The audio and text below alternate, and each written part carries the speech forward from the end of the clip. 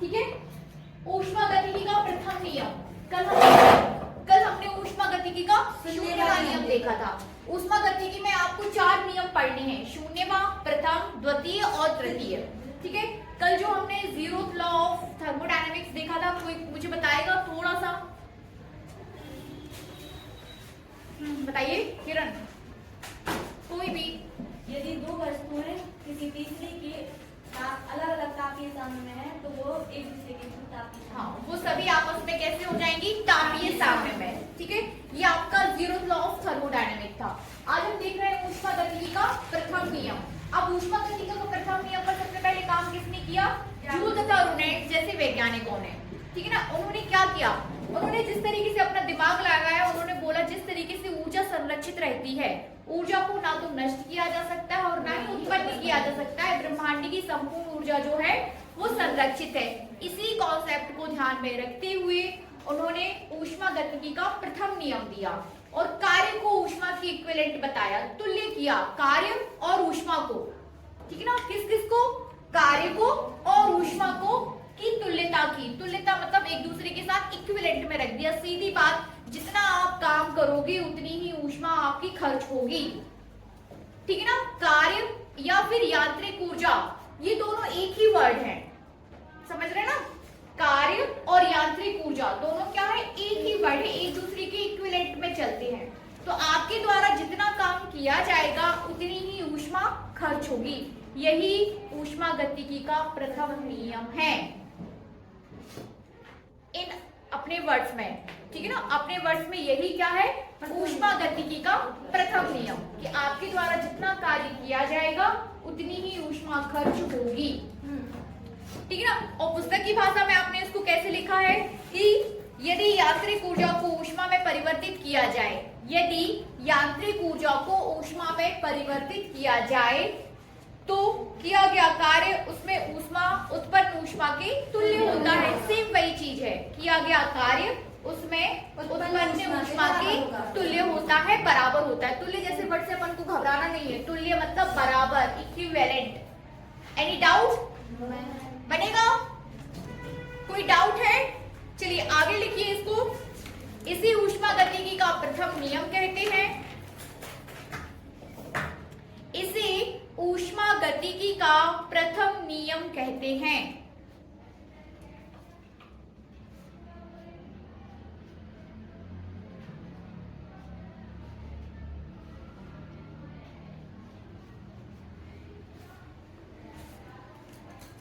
यदि यांत्रिक ऊर्जा को W से तथा, ठीक है ना, यदि यांत्रिक ऊर्जा को W से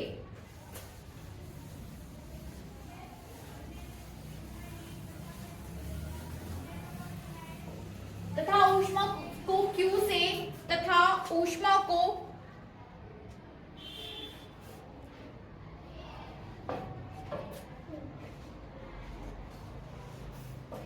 Q से प्रदर्शित किया जाए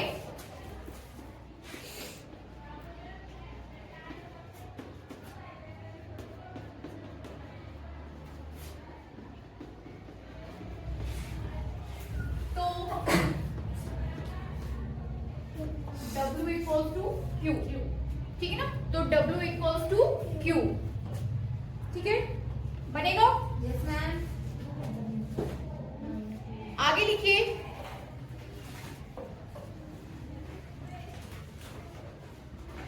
माना किसी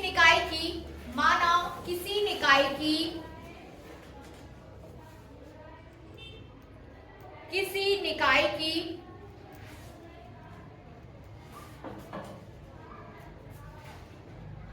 अवस्था ए में यांत्रिक ऊर्जा, अवस्था ए में यांत्रिक ऊर्जा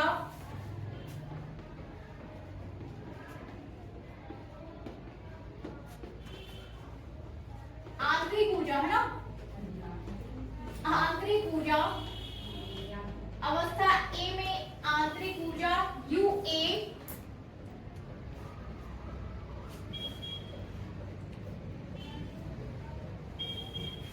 है, इसे ऊष्मा डेल Q देने पर इसे ऊष्मा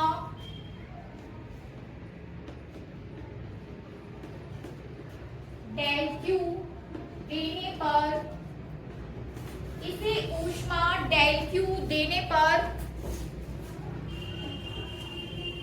निकाय अवस्था बी में आ जाता है। निकाय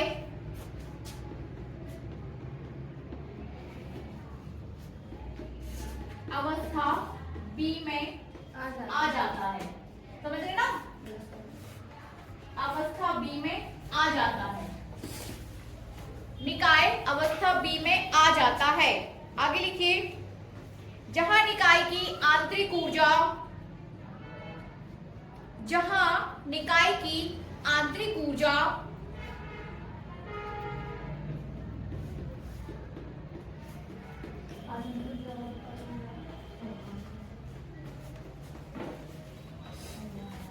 आंतरिक ऊर्जा कितनी हो जाएगी? यूबी। अब निकाय की आंतरिक ऊर्जा कितनी हो जाएगी? यूबी। यूबी है। यदि इस अवस्था परिवर्तन में, यदि इस अवस्था परिवर्तन में किया गया कार्य निकाय द्वारा किया गया कार्य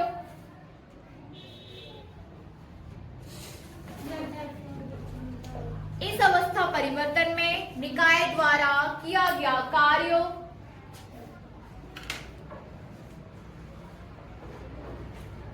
डेल डब्ल्यू है, तो डेल डब्ल्यू, ठीक है ना, निकाय द्वारा किया गया कार्य डेल डब्ल्यू है, तो ऊर्जा संरक्षण के नियम से, तो ऊर्जा संरक्षण के नियम से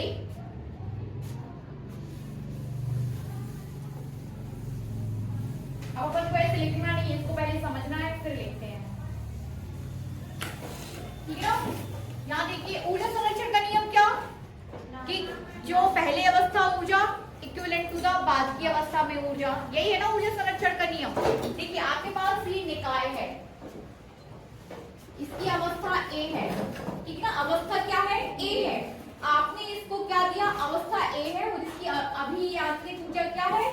यू है। और आपने इसको कितनी ऊर्जा दी? Del Q. आपने इसको कितनी ऊर्जा दी? डेल क्यू, ऊष्मा दी। तो इसकी आंतरिक ऊर्जा में जो आंतरिक ऊर्जा जो परिवर्तित होकर जो हुई है, हमें नहीं पता वृद्धि हुई है कि कमी हुई है, लेकिन जो आंतरिक ऊर्जा आई है वो कितनी है? यूबी हुई है। और यहाँ पे किया गया कार्य कितना था? ठीक है ना, डेल क्यू डेल डब्ल्यू। तो ऊर्जा संरक्षण के नियम से क्या हो जाएगा?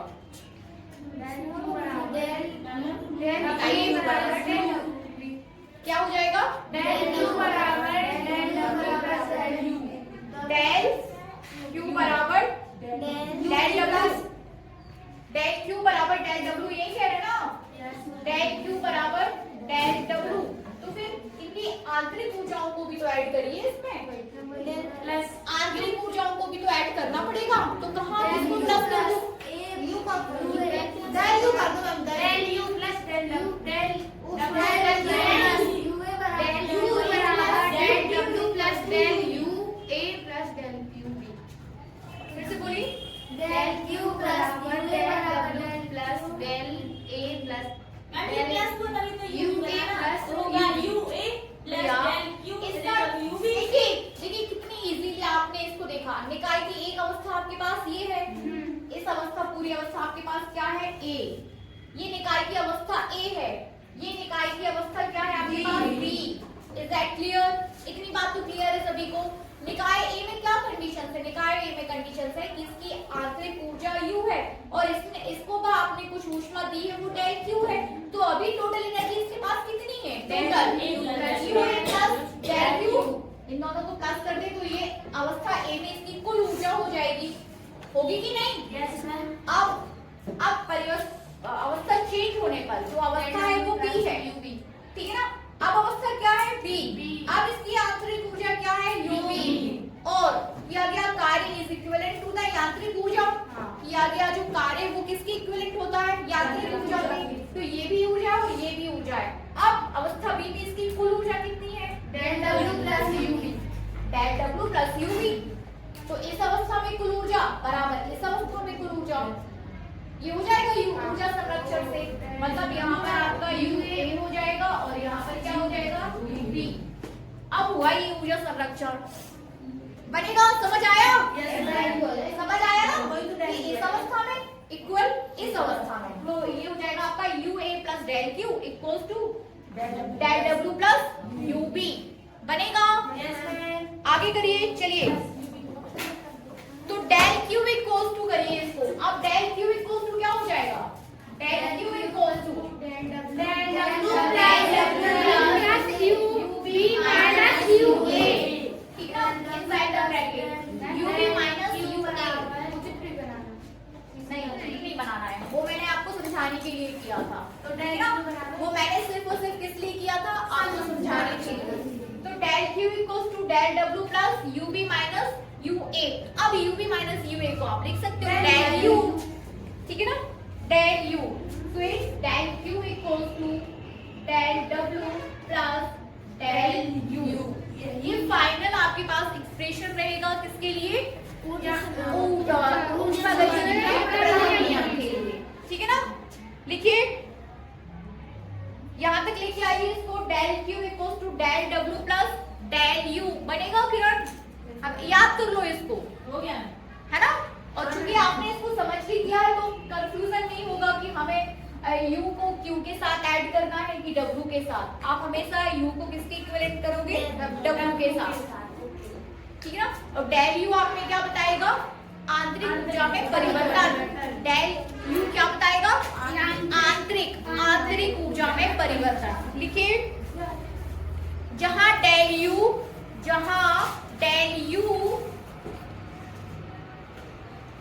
आंतरिक ऊर्जा में परिवर्तन है,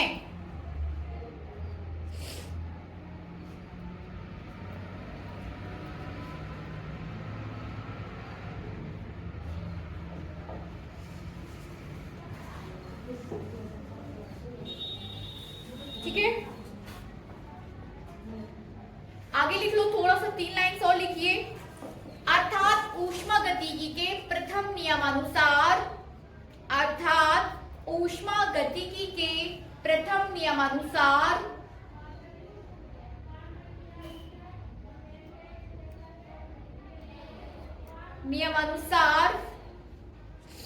निकाय द्वारा अवशोषित ऊष्मा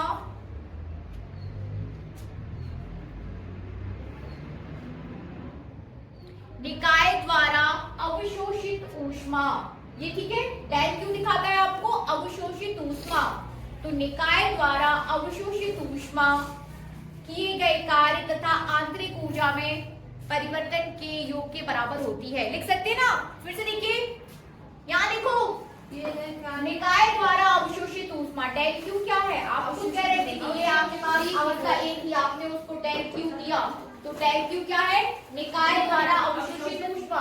निकाय द्वारा अवशोषित ऊष्मा किए गए कार्य तथा आंतरिक ऊर्जा में परिवर्तन के योग के बराबर होती है, ठीक है ना। निकाय द्वारा अवशोषित ऊष्मा, ठीक है, अच्छे वर्ड्स में लिखेंगे इसको। निकाय द्वारा अवशोषित ऊष्मा उसके द्वारा किए गए बाह्य कार्य,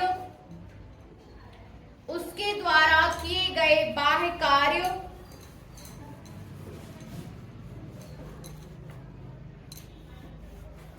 तथा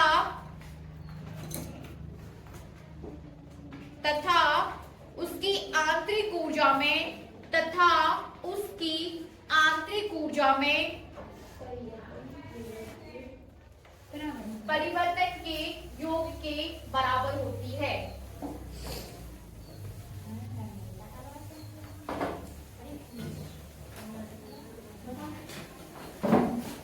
देखिए थर्मोडायनामिक्स में कई सारी वर्डिंग पे हमें ध्यान देना होता है, ठीक है ना। जैसे आपने यहाँ तक लेके आए हम कि del Q equals to del W plus del U, ठीक है ना। अब आपका ये डेल डब्ल्यू को दो भाग में आप डिवाइड कर सकते हो, दो चीजों के द्वारा आप डेल डब्ल्यू आपका होगा। एक तो क्या, निकाय द्वारा किया गया कार्य, निकाय द्वारा किया गया कार्य, मतलब ये वाला कार्य या तो निकाय द्वारा किया गया कार्य हो सकता है या फिर ये वाला कार्य निकाय पर किया गया कार्य हो सकता है। निकाय पर किया गया कार्य हो सकता है। इज दैट क्लियर ना? बातचीत मत करिए प्लीज, ठीक है ना? ये जो डेल डब्ल्यू है ये दो तरीके से डिफाइन यहाँ पे किया जा सकता है। एक तो क्या, निकाय द्वारा किया गया कार्य, और दूसरा हो सकता है निकाय पर किया गया कार्य। एक कंडीशन। अब ये डेल यू है, या तो आंतरिक ऊर्जा में वृद्धि हो सकती है या फिर आंतरिक ऊर्जा में कमी हो सकती है, ठीक है ना? या तो आंतरिक ऊर्जा में वृद्धि हो सकती है या फिर आंतरिक ऊर्जा में कमी हो सकती है। हो सकता है ना? Is that clear? फिर इसी तरीके से ये जो ऊष्मा है, ये ऊष्मा या तो ये निकाय द्वारा अवशोषित हो सकती है या निकाय द्वारा रिलीज किया जा सकता है। उत्सर्जित, ठीक है ना? रिलीजिंग को बोलेंगे उत्सर्जित। तो या तो ये निकाय द्वारा अवशोषित एब्जॉर्ब की जा सकती है या फिर उसको उत्सर्जित किया जा सकता है। मतलब या तो ये अवशोषित ऊष्मा होगी, अवशोषित ऊष्मा होगी या फिर उत्सर्जित,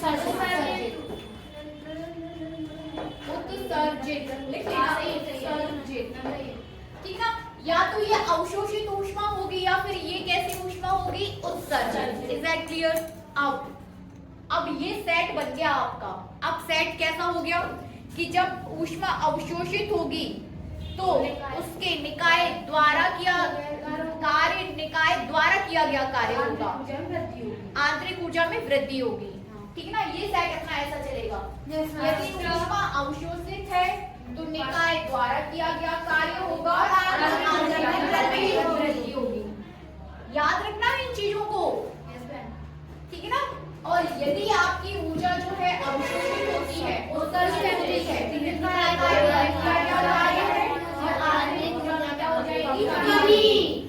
ऐसे बोलना है इसको, ठीक है ना? याद रहेगा? ये सत्य असत्य है आपका, समझ रहे ना? यही आपका सत्य असत्य है। आपसे पूछा जाएगा कि अवशोषित ऊष्मा निकाय द्वारा किए गए कार्य पर ऊष्मा अवशोषित होती है तो आंतरिक ऊर्जा में वृद्धि हो जाती है, तो सत्य। वो देखते हैं कि आंतरिक ऊर्जा में कमी हो जाती है, तो असत्य। तो ये कब होगा? जब आप ये कॉन्सेप्ट को अच्छे से समझोगे तब, है कि नहीं? और ये आपके बड़े के लिए आप तैयार हो गए। ऐसा फिजिक्स भी पढ़ना चाहिए आपको। बनेगा? Is that clear? हाँ बनाइए ना, सेंटेंस में लिख लो, बना लो, जैसा आपको ठीक लगे, लेकिन इस बात को आप सीख लो। तो ये आज मैं अपन ने देख लिया ऊष्मा गतिकी का प्रथम नियम।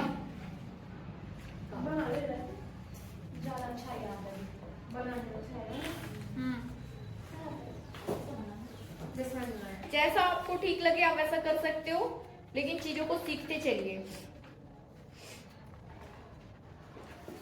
कल हम देखेंगे विभिन्न ऊष्मागतिक प्रक्रम, ठीक है?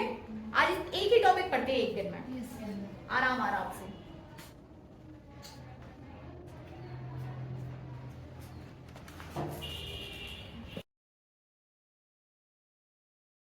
है ना? तो फिर से देखिए, यदि मैं निकाय हूं, मैं, तो मेरी हमेशा यही कोशिश रहेगी कि मैं बाह्य ऊर्जाओं को अवशोषित करूं। ये मेरे द्वारा किया गया कार्य है, मतलब निकाय द्वारा किया गया कार्य है। और जैसे ही मैं ऊष्मा को अवशोषित करूंगी, मेरी आंतरिक ऊर्जा में वृद्धि होगी। सिंपल सी बात है, ठीक है ना?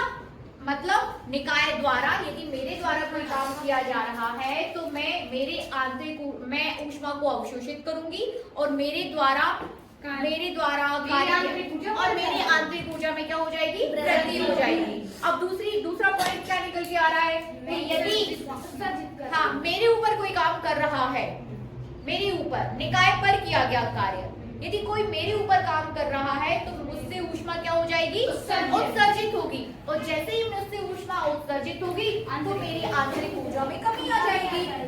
सीधी बात, ठीक है ना? बनेगा? Very good.